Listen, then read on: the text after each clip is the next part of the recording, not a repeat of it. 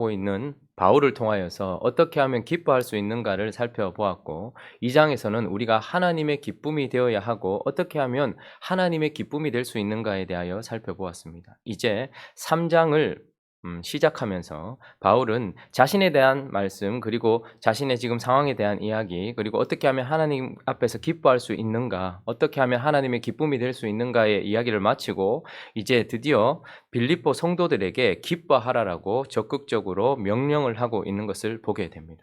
1절 한번 읽어볼까요? 시작. 끝으로 나의 형제들아 주 안에서 기뻐하라. 너희에게 같은 말을 쓰는 것이 내게는 수고로움이 없고 너희에게는 안전하니라. 아마 그전에도 편지가 있었을 것이고 그때에도 바울은 같은 말을 했을 것이고 지금도 똑같은 말을 하는 것이 그에게는 수고로움이 없는데, 특별히 빌립보 성도들에게는 주 안에서 기뻐하라 라고 명령을 하고 있고, 2절부터는 주 안에서 기뻐하기 위하여서 이들이 취해야 할 지침들에 대하여 구체적으로 몇 가지를 우리에게 말씀해 주고 있습니다.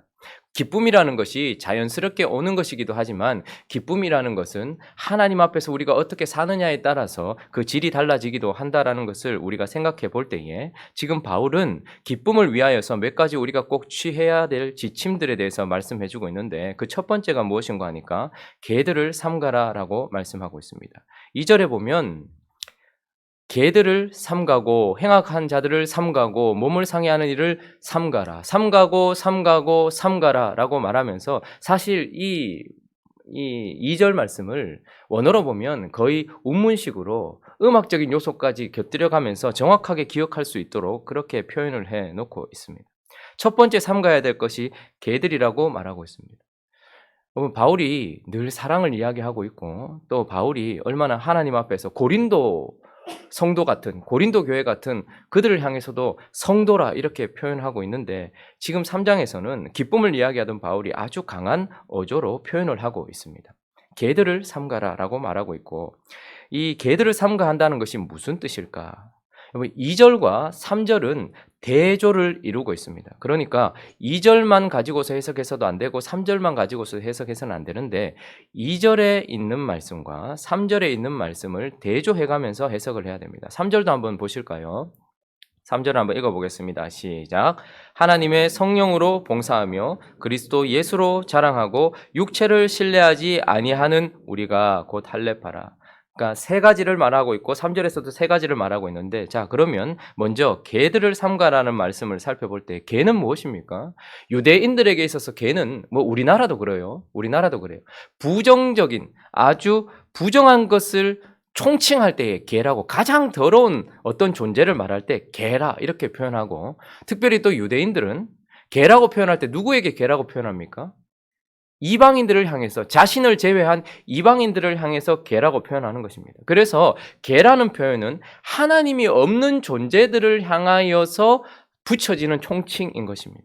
자, 그런데 지금 바울이 그렇게 자기가 선민의식으로 가득 찬 유대인들, 특별히 어떤 유대교를 믿고 있는 그들을 향하여서 개들이다 이렇게 표현하고 있어요. 하나님이 없는 자들에게 쓰이는 단어를 개들이라고 표현하고 있는데, 3절은 그러면 이 개들의 반대되는, 대조되는 어떤 그런 의미를 가지고 있는 부분을 뭐라고 말하는 거 아니까 3절에 보니까 하나님의 뭐로 봉사하고 성령으로 봉사하고. 자, 그러면 개들이란 어떤 사람들을 이야기하는 것일까요? 개들이란 지금 개들의 반대되는 어떤 사람들의 특징을 하나님의 성령으로 봉사한다라고 이렇게 표현을 해주고 있어요. 그러니까 어떤 일을, 하나님 앞에서 어떤 일을 하고 또 무엇인가를 섬길 때에 성령 안에서 성령을 힘입어 성령과 함께 하고 있는 사람들이 있는가 하면, 또한 성령 밖에서 하나님 없이, 그러니까 개들이라는 것은 결국 성령이 없는 하나님 밖에 있는 사람들을 말하는 것일 뿐만 아니라, 인간적인, 인본주의적이고 인간 중심적인 삶을 살아가는 사람들을 향해서 개들이다 이렇게 표현을 하고 있는 것입니다. 여러분, 우리는 세리가 더 악해 보이지 않습니까? 매국노죠. 창기가 더 악해 보이지 않습니까? 아주 더럽지 않습니까? 그러나 예수님은 그들을 향해서는 한 번도 개라고 표현하지 않았어요.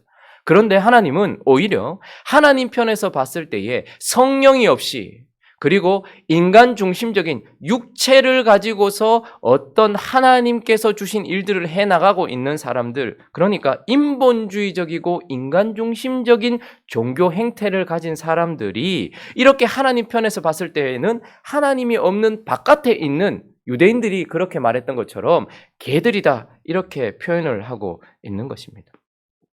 하나님은 이렇게 인간 중심적이고 인본주의적인 종교 행태를 가지고 있는 자들을 삼가라라고 말씀하십니다. 무엇을 위하여? 기쁨을 위하여서. 우리가 신앙생활을 할 때에 성령 안에서 성령과 함께 하나님 안에서 헌신할 수 있습니다. 그러나 아주 화려해 보이고 아주 대단해 보인다 할지라도 인간 중심적이고 인간의 열심으로부터 시작될 뿐만 아니라 인본주의적인 어떤 종교 행태가 있을 수 있습니다. 하나님은 그런 것들을 삼가라고 말씀하고 있는 것입니다. 두 번째, 기쁨을 위하여서 삼가해야 될 것이 있는데 그것은 또 두 번째는 무엇인가 하니까 행악하는 자들을 삼가고라고 말씀하고 있습니다. 자, 이것 또한 우리는 단순히 나쁜 짓 하지 말라. 나쁜 짓 하는 사람들하고 사귀지 말고 그런 사람이 되지 말라. 이렇게 해석할 수 없습니다. 3절에 보면 이 행악하는 자들의 반대되는 개념을 가지고 있는 사람들의 특징이 뭐라고 되어 있습니까? 하나님의 성령으로 봉사하고 그다음에 뭐요? 그리스도 예수로 자랑하고. 그러니까 그리스도 예수로 자랑하지 않는 자를 행악하는 자들이다 이렇게 표현하고 있는데 그러면 그리스도 예수로 자랑한다는 것은 무엇입니까? 우리가 하나님께 나아가는 길은 무엇입니까? 하나님께 나아갈 수 있는 길은 오직 한 가지입니다. 율법을 지킨다든지 우리의 행위로 하나님께 나아갈 수 없고 우리는 오직 예수 그리스도를 믿는 믿음으로만 하나님께 나아갈 수 있습니다. 그래서 그리스도를 자랑한다 하는 것은 내가 하나님의 백성이 되고 내가 하나님의 뜻대로 살아가는 하나님의 사람이 되었는데 그 길은 오직 예수 그리스도를 통해서만이고 또한 내가 하나님 앞에서 하나님의 사람으로 살아갈 수 있는 이유는 나의 행위에 달려있지 않고 누구의 행위에 달려있는 거예요? 예수 그리스도의 행위에 달려있는 거예요. 율법에 전적으로 순종하셨던 예수 그리스도, 그리고 우리를 위하여 사셨던 예수 그리스도, 그리고 그분이 우리를 위하여 완성하신 의를 이루신 예수 그리스도, 그분이 내가 하나님께 나아갈 수 있는 길이요, 진리요, 생명이기 때문에 우리는 다른 것을 자랑하지 않고 무엇을 자랑하는 거예요? 예수 그리스도를 자랑하고 우리는 무엇을 의지하지 않고 우리 자신을 의지하지 않고 그리스도의 행위를 의지하여서 하나님께 나아가는 것입니다. 구원이란 사실 행위로 받는다라고 제가 몇 번이나 말씀하지요. 그러나 구원을 행위로 받는다라는 것은 우리의 행위로 받는다는 게 아니에요. 우리를 구원하기 위하여서 예수께서 나를 대신하신 분이 되셨고 나를 대신해서 그분은 모든 율법을 이루어내신 분이셨습니다. 그래서 그분의 완전한 행위가 내게 뭐가 되는 거예요? 자랑이 되는 것입니다.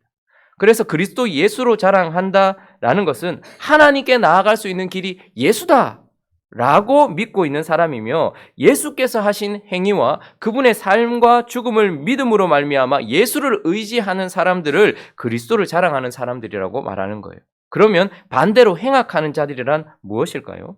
이런 행악하는 자들이란 극악무도한 범죄를 저지르고 있는 자들이라는 것이 아니고 하나님께 나아가는 길을 스스로 정해놓았단 말입니다. 하나님이 주신 율법과 그리고 그 율법에 따라서 자기들이 할 수 있는 것과 없는 것들을 그렇게 만들어서 하나님을 섬기는 방법, 그리고 하나님께 칭찬받는 방법, 그리고 하나님께 예배하는 방법, 이 모든 것들이 자기 안에 틀이 있다라는 거예요. 인간적인 법이 있다라는 거예요. 그래서 자신들이 정해놓은 기준대로 하나님을 섬기는 것이죠. 우리는 진리이신 예수 그리스도와 그분의 말씀대로 살아갈 때 하나님이 기뻐한다고 믿지만, 그래서 예수로 자랑하지만 그러나 행악하는 자들의 특징은 살인하고 간음하고 지금 이런 이야기가 아니라 하나님이 기뻐하시는 삶을 스스로가 정해놓은 거예요. 이렇게 하면 하나님이 기뻐하실 것이다. 주일날 엘리베이터를 타지 않으면 하나님께서 기뻐하실 것이고, 하나님께서 주일날 돈을 쓰지 않으면 하나님께서 기뻐하실 것이고, 하나님을 섬기는 방법은 이러이러한 것이다라고 스스로 정해놓은 법을 따라서 하나님을 섬기고, 그리고 그 법에 따라 살았던 자기의 행위를 신뢰하여서 자기의 의가 가득한 자들, 이들이 바로 행악하는 자들인 것입니다. 우리는 유대인들을 보면 깜짝 놀랄 거예요. 유대인들은 정말 수준 높은 삶을 삽니다. 지금도 유대교를 믿고 있는 사람들은 보통 종교, 기독교를 믿고 있는 우리와는 차원이 다른 삶을 살아요. 그런데 하나님은 그들을 향해서 행악이다라고 말합니다. 그들이 하고 있는 삶을 행악이라고 말해요. 왜요? 그들은 하나님이 정해놓으신 길인 예수를 따라 사는 것이 아니라 스스로가 정해놓은 법, 율법을 따라 살아가고 있고 예수 그리스도를 믿는 의를 의지하는 우리보다 그들은 스스로의 행위를 의지하면서 자랑하고 있기 때문에 그런 것입니다. 바울은 이렇게 행악하는 자들을 삼가해라 라고 말씀하고 있는 것입니다. 그러니 걔들이란 사실 하나님의 성령이 아닌 인간 중심적인 삶을 살아가는 어떤 죽은 종교를 말하고 있다면, 행악하는 자들이란 자신의 방식으로 하나님을 섬기고 의지하는 율법주의자, 그런 자들을 삼가해라 라고 말할 수 있는 것입니다. 마지막으로 한 가지를 더 말씀하고 있는데 그것은 무엇인가 하니까 몸을 상해하는 일을 삼가라 이렇게 말씀하고 있습니다.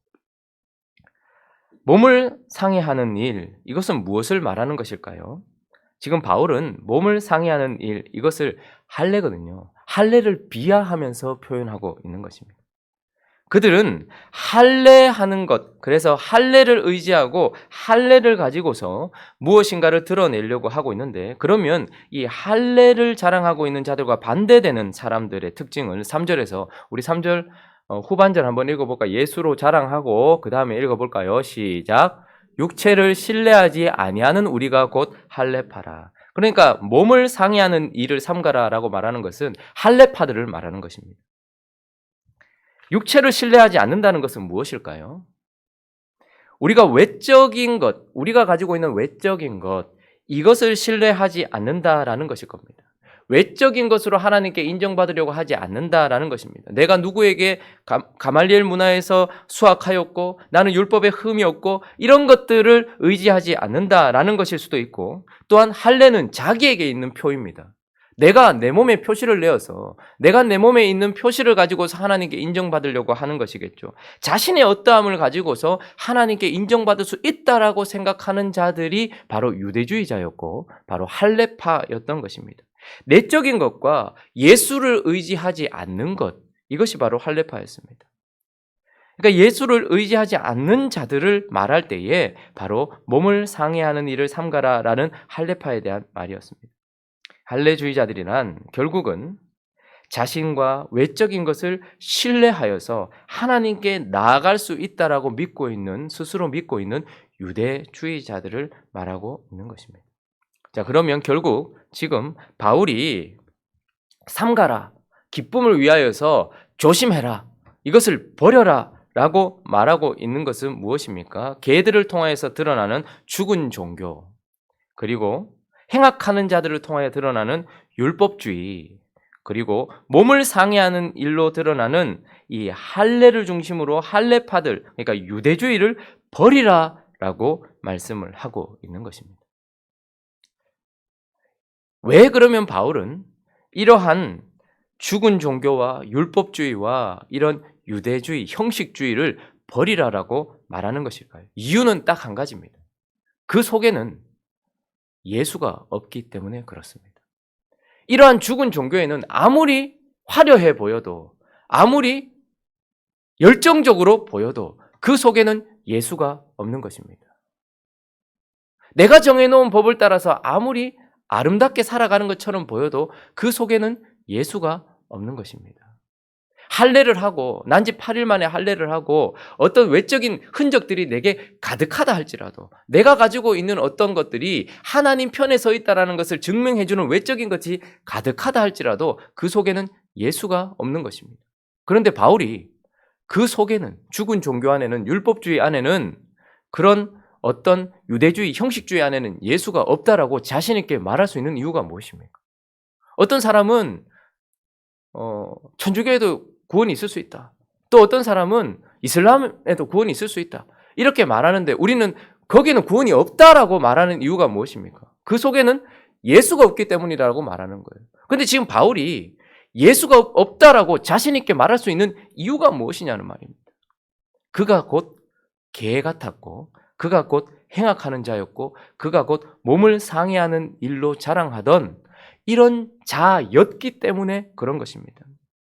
4절부터 우리 6절 말씀 한번 읽어볼까요? 4절부터 6절 말씀 읽습니다. 시작. 그러나 나도 육체를 신뢰할 만하며 만일 누구든지 다른 이가 육체를 신뢰할 것이 있는 줄로 생각하면 나는 더욱 그러하니 나는 8일 만에 할례를 받고 이스라엘 족속이요 베냐민 지파요 히브리인 중에 히브리인이요 율법으로는 바리새인이요 열심으로는 교회를 박해하고 율법의 의로는 흠이 없는 자라. 바울이 어떤 자였는지 스스로를 말하면서 7가지 완전한 자기의 의를 드러내고 있습니다. 나는 8일 만에 할례를 받았다라는 거예요. 혈통적으로 8일 만에 할례를 받았던 유대주의자였고 이스라엘 족속이다. 하나님께 돌아온 자들 중에는 이방인과 섞여 있는 자도 있지만 그는 이스라엘 족속이요. 특별히 베냐민 지파의 그 어떤 그 자부심은 대단합니다. 왜냐하면 이 유다 지파와 남아서 이 나라를 세웠던 자들이고 특별히 또 이 첫 번째 왕이 어떤 지파에서 나왔습니까? 베냐민 지파에서 나왔잖아요. 그러니까 나는 베냐민 지파다. 특별히 나는 히브리인 중에 히브리인이다. 뿐만 아니라 율법으로는 바리새인이다. 바리새인 대단한 것 아닙니까? 하나님 앞에서 율법에 또 나중에는 율법의 의로는 흠이 없다. 이 말은 율법을 완전히 지켜냈다라기보다는 형식적으로 외적으로 봤을 때는 나는 누구도 책잡을 수 없는 삶을 살았다라는 것이고 외적인 것만 그렇습니까? 6절에 보면 열심으로는 교회를 열심도 있었다라는 거예요.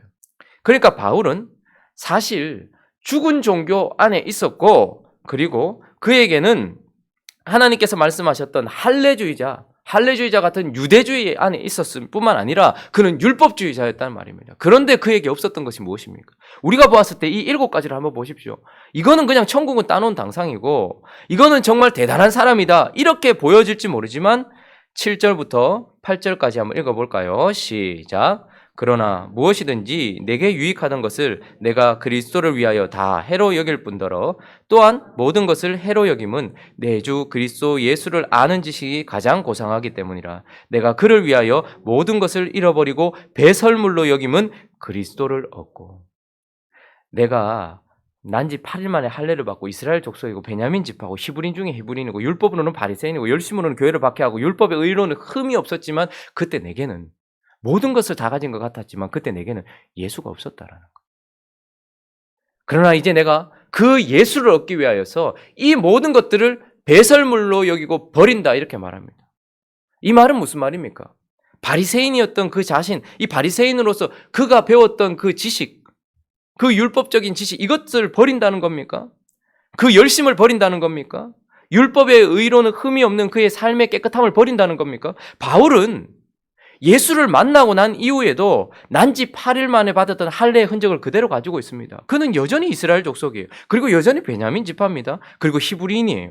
그리고 율법으로는 바리새인. 그가 받았던 가말리엘 문화에서 받았던 그 말씀 때문에 이렇게 논리정연한 하나님의 말씀을 쓸 수 있었기 때문에 그 학문은 여전히 쓰임받고 있고 그는 여전히 열심을 가지고 있을 뿐만 아니라 율법으로는 흠이 없는 삶을 살아가고 있어요. 그러면 그가 버린다라고 말하는 것은 무엇입니까? 바로 하나님의 아들 예수 그리스도가 아닌 그런 모든 것들을 죽은 종교와 율법주의와 유대주의를 의지하던 신뢰하던 그 신뢰를 버린다라는 거예요. 그것을 버리고 그것을 자랑하던 자랑을 버렸다 이렇게 말하고 있는 것입니다.